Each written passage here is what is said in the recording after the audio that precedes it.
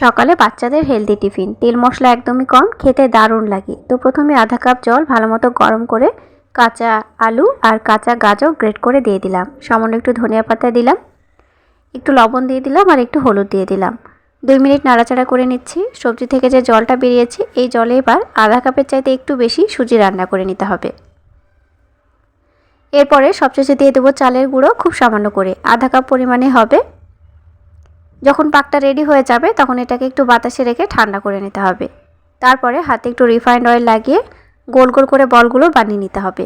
এই বলগুলো দেখতে সৌন্দর্য লাগার জন্য আমি একটু সাদা তিলে কোট করেছি, তবে এটা পুরোটা অপশনাল রইল। এরপরে একটি আপি প্যানে দিয়ে দেব, প্রত্যেকটা খাঁচে একটি করে বল দিয়ে দেবো, সামান্য করে একটু বাটার লাগিয়ে দেবো।